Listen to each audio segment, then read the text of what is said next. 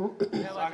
जिन्होंने सुना है वे भी पुनः इसी तरह सुने कि पहली बार ही सुन रहे हैं, इससे मुझे पढ़ने में आराम रहता है। सुने, अखिलेंद्र जी ने विशेष रूप से मुझे अखिलेंद्र जी की मांग है इसलिए भरी जा रही है। मांग दी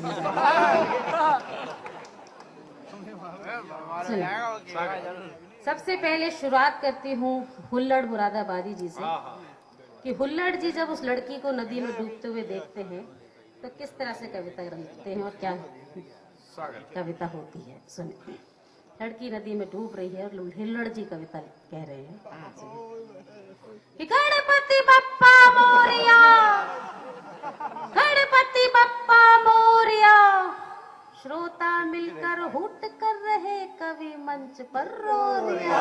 गणपति बप्पा मोरिया, गणपति बप्पा मोरिया। पंक्ति यहाँ से शुरू होती हैं कि कहाँ गए वे कवि जो अब तक थे होटल में पड़े हुए, कोई लड़की डूब रही है तट पर है सब खड़े हुए, कन्ने डूब भले ही जाना इनके पास कभी ना आना, ले भागेंगे दुष्ट तुझे ये बांध बिस्तरा मोरिया।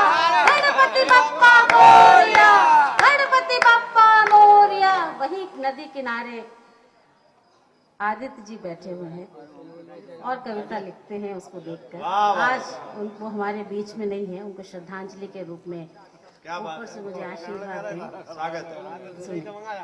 आदित्य जी जब उस लड़की को नदी में डूबते हुए देखते हैं तो क्या कविता लिखकर छोड़ जाते हैं हमारे लिए। स्वागत कि डूब रही एक लड़की बेचारी हो नदिया धीरे बहो, हो डूब रही एक लड़की बेचारी हो नदिया धीरे बहो, कैसे मदद मिलेगी सरकारी हो नदिया धीरे बहो, हो पार्थिवारी तुझे लगाते उसके बस की बात नहीं, अर्जुन सिंह के साधन छिन गए अब उसकी औकात नहीं, नरसिंह राव बचा लेते थे उनके बस की बात नहीं, मायावती करे क्यों रक्षा तेरी नीची जात नहीं, तुझे बचा लेंगे अटल बिहारी हो नदिया धीरे बहो, तुझे बचा लेंगे अटल बिहारी हो नदिया धीरे बहो, कैसे मदद मिलेगी सरकारी हो नदिया धीरे बहो। पवार जी किनारे पे बैठे हुए उस लड़की को देखकर पवार जी क्या लिख सकते हैं, सुनाती हूँ। लिख ही सकते हैं।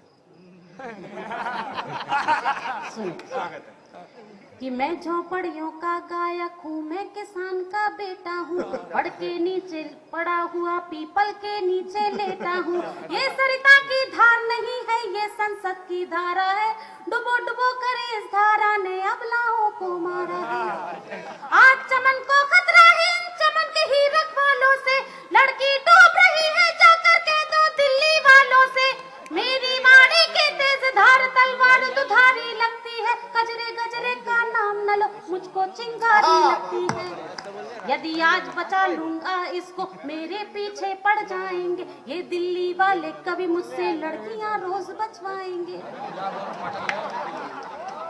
हरिओम पवार ने एक बार कह दिया बस सुन लो, लड़की को नहीं बचाऊंगा कविताएं चाहे 10 सुन लो, लड़की को नहीं बचाऊंगा कविताएं चाहे 10 सुन लो। वही किनारे पर जगदीश सोलंकी जी बैठे हुए हैं।